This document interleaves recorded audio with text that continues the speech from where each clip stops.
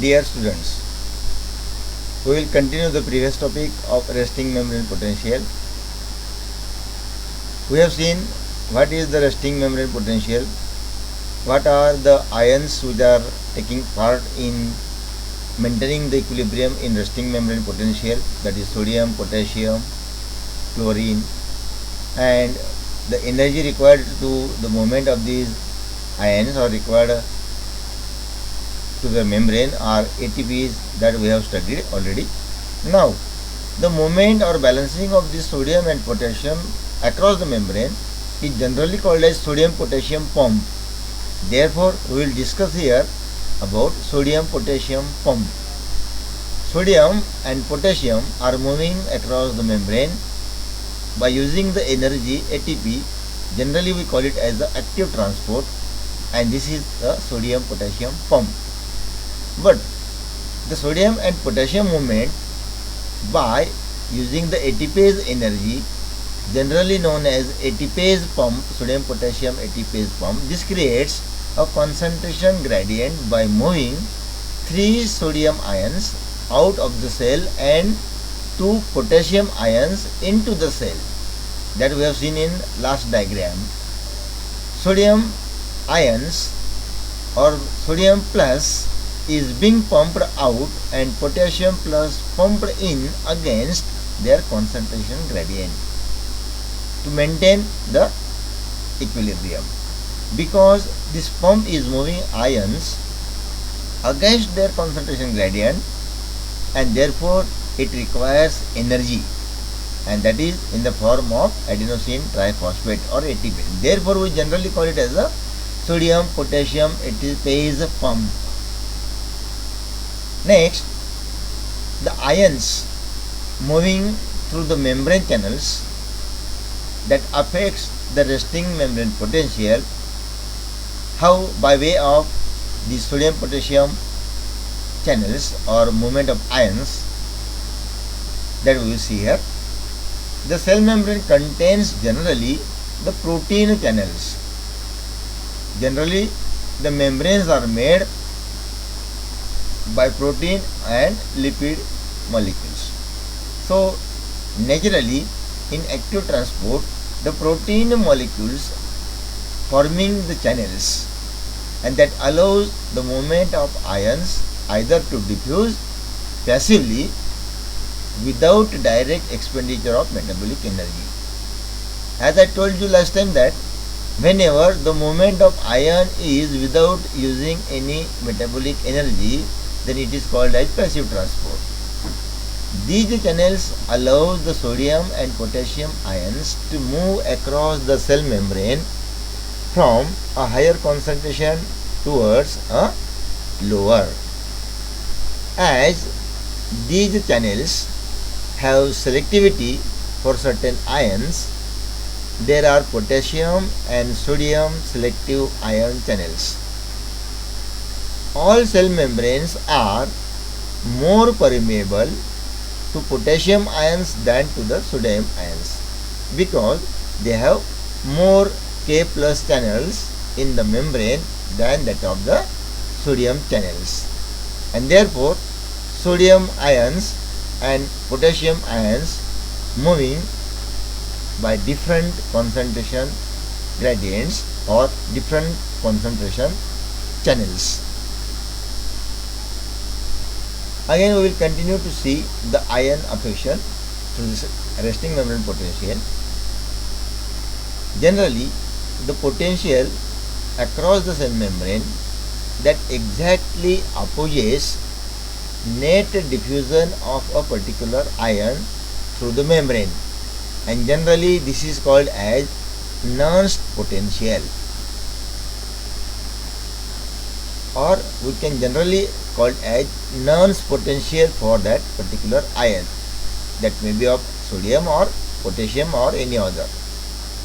What the activity is there, what the gated channel is open, and what the role is being there, accordingly we can call it as a, therefore we call it as a, for that ion, Nernst potential for that ion. As seen above about the sodium potassium pump and ion channels, the magnitude of the Nernst potential is determined by the ratio of the concentration of the specific ions. Ratio of the concentration of the specific ions on the two sides of the membrane. The greater this ratio, the greater the tendency for the ions to diffuse in one direction. Means the moment of either active or passive or diffusion is depends on the tendency of the ion. Then if this is to one direction, and therefore the greater the Nernst potential required to prevent the diffusion, and this is naturally balanced by the ions. Diffusion is the direct passage through the semi-permeable membrane, or if ions are slow, they generally passively move across the membrane. The Goldman-Hawking-Kaas equation, Vm is equal to RT upon F and log of Pk plus potassium ions plus Pna sodium ions plus P chloride ions upon P potassium, Pk potassium plus ions, P sodium ions and P chloride ions. So this is the equation by which we can calculate the potential of the membrane. So in that equation, Vm is the membrane potential which we have to calculate or which we have to study here. Vm is a mathematical equation applied in physiology to determine the potential across a cell's membrane, taking in account all the ions that are permeable through it. Means the ions which are moved passively, that can be calculated through the membrane, or membrane potential of that particular cell is calculated. We will see furthermore the equation used to determine the resting potential in real cells, in which potassium, sodium and chloride ions are the major contributors, or they play a key role in a membrane potential. One more thing to be noted here, that the unit of membrane potential that we have to calculate in volts. Therefore, Vm is to be used in the formula. However, the membrane potential is typically reported in millivolts, generally MV. If channels for a given ion, that is sodium, potassium or chloride, are closed, then the corresponding relative permeability values can be set to 0. As there is no activity, the permeability ratio or relative relativity permeability is generally 0. For example, if all sodium channels are closed, then potentiality of sodium is equal to 0. So this is the potentiality that to be calculated here in the formula of that particular ion, either potassium, sodium or chloride ions. So what are these R, T, F, Pk and these values? In this formula, R is the universal gas constant, that is generally fixed 8.314, whereas temperature is calculated in Kelvin or degree centigrade. Then F is the Faraday's constant, that is 96,495. So Pk is the membrane potential, the membrane permeability of potassium. The membrane which are permeable for these ions is generally Pk. The normality or normally permeability values, normally the permeability values are reported as relative permeabilities with Pk, the constant and relative constant, as that what we call it calculate in physiology. The same thing is here, the permeability and relative permeability. Pk and Pk having the reference values of 1, that is pK is larger than P, either sodium or chloride ions. And for a typical neuron at rest, pK is equal to PNA is equal to PCl, means potassium, sodium and chloride ions are in a ratio. These are always there in neuron cells, but what is the ratio of these three? Potassium, sodium and chloride ions. So this ratio is potassium 1, sodium 0.5 and chloride 0.45. This is the general ratio of the equilibrium present in neuron cell. So note that because the relative permeability values are reported, permeability values are unitless. Unless and until we are not giving the relative permeability, it becomes unitless. So sodium P means potentiality of sodium is the relative membrane permeability for sodium ions, and usually also chloride is the relative membrane permeability for the chloride ions. So PCl is to be reported. Now in this formula we have seen sodium, potassium, then temperature, Faraday's, permeability, potentiality, everything we have studied. One more thing to be noted here is that the K plus ion or potassium ion concentration of potassium molecule in the extracellular fluid, K plus is the, if here is a 0, we can say O is extracellular membrane, here 1 in I is the concentration of potassium in intracellular fluid. Okay, this is the I constant, potassium, extracellular, intracellular, extracellular, intracellular. This is about potassium, this is about sodium and this is about chloride ions, either outside or inside. So this inside or outside movement of the ions to maintain the concentration gradient or movement of ions is the unit for all ion must match in everywhere. This should be matched properly to maintain the concentration gradient or to maintain the equilibrium or to maintain the normal standard ratio of the ions in that particular moment. Then and then only the membrane potential is being positively facilitated or carried out. Now some resting potential are differently measured in different cells. We will see various cells.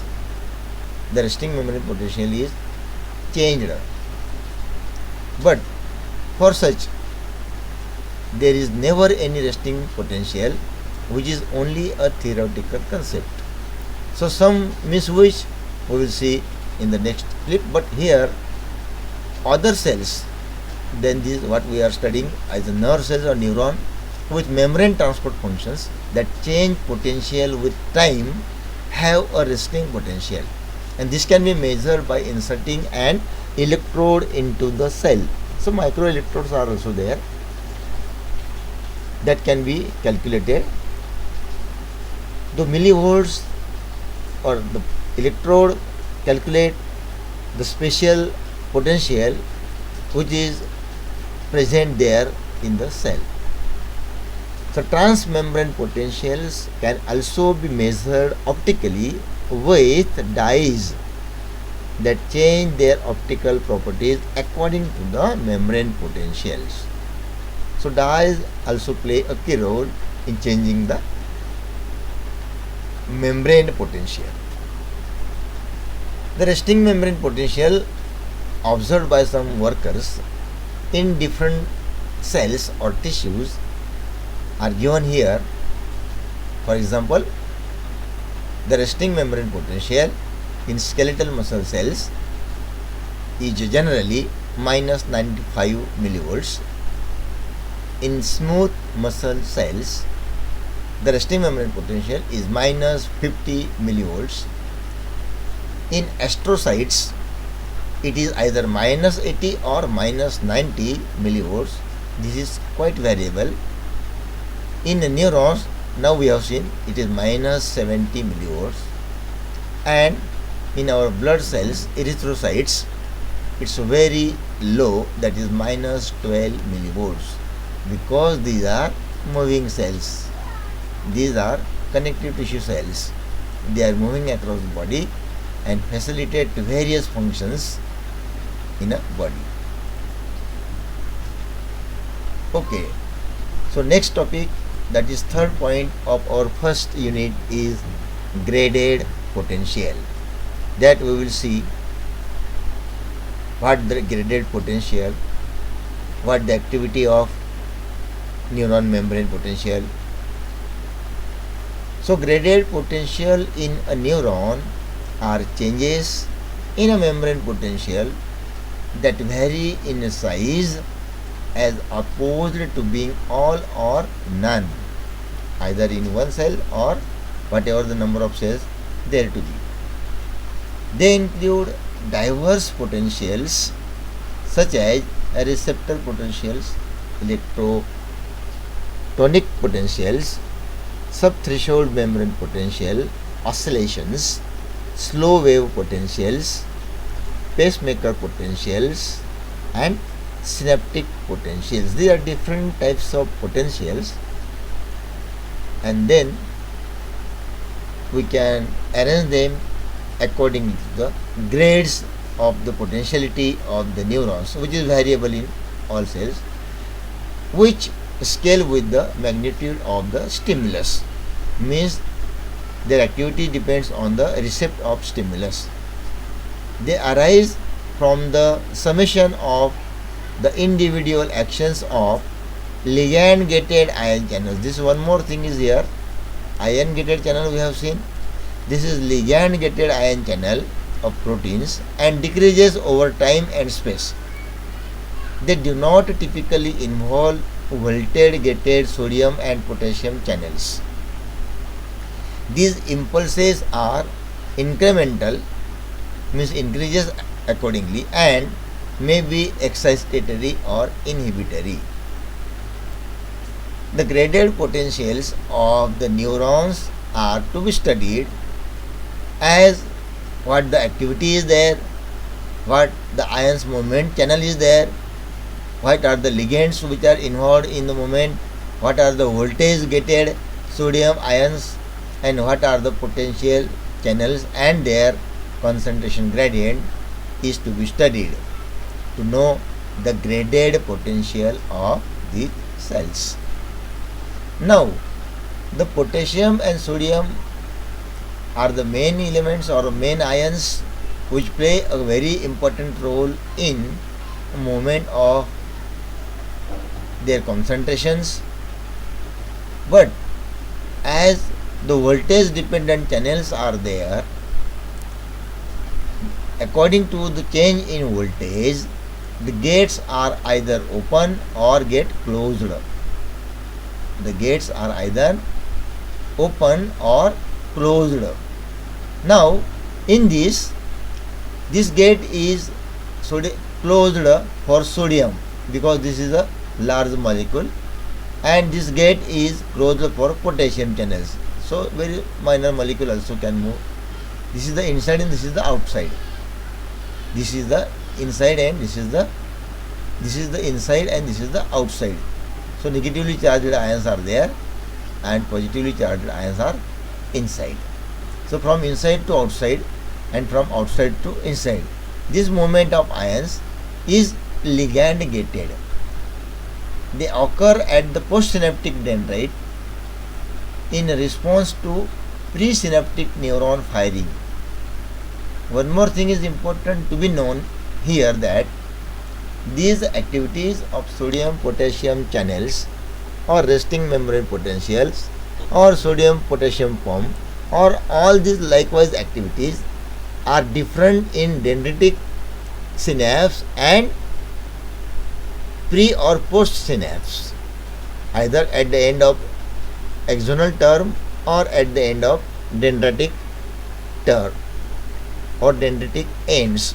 There are two different connections or synaptic connections or synaptic transmissions So these activities are different in sodium in this way and generally in potassium in this way, whatever shown in the figure.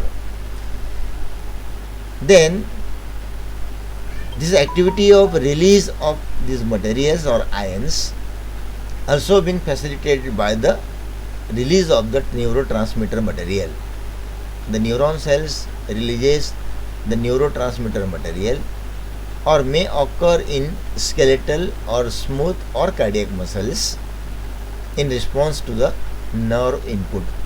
Whatever the nerve input is there, accordingly these cells shows changes in the release of neurotransmitting material, and the magnitude of this graded potential is determined by the strength of the stimulus. Generally, the graded potential can vary in the magnitude depending on the strength and duration of the stimulus. Strength and duration also plays a key role in the facilitation of the graded potential. Now we will again explain in another view the graded potential is that a graded potential is produced when a ligand opens a ligand gated channel in the dendrites. As I told you that it occurs in the dendrite as well as in presynaptic or postsynaptic, but in the dendritics they allows the ions to enter or exit also. This depends on the movement of ions, or this depends on the concentration gradient present in the cell. For example, sodium will enter the cell and potassium will exit until they both reach the equilibrium. Means the movement of sodium and potassium will carried out continuously unless and until there is not equilibrium is maintained, and the graded potential will degrade with distance. See here one important thing what we are discussing about the graded potential. This grade or the graded potential will degrade with distance, so it will decrement. Decrement means it will slows down, it becomes less decrement before reaching the end of the axon if an action potential were not generated. Means the graded potential also depends on not only the movement of these ions but also depends on the decrement or the action potential generated there too in the cells. Means action potential also plays a key role in the movement of these molecules. Now sodium and potassium channels, what we are continually studying here, these both sodium and potassium channels are positively charged and causes a change in the channel protein conformation that leads to opening of the voltage dependent channels. The signals forming a graded potential can sum or negate one another, increasing or decreasing the possibility of reaching threshold to cause an action potential, and there can be temporal summation or spatial summation if more than one signal is received to the cell. And this is about the sodium potassium channel and the ion gated movement of sodium potassium pump. Sodium potassium pump is the main which carried out all these things related to all, that is membrane potential, that is graded potential. The grades what we have seen are depends on the potentiality and the concentration gradients present across the membrane by the both ions, and as soon as the equilibrium is maintained, everything is maintained, and therefore the graded potential is maintained. So this is about sodium potassium pump. And so in next we will see origin and action potential in our next topic.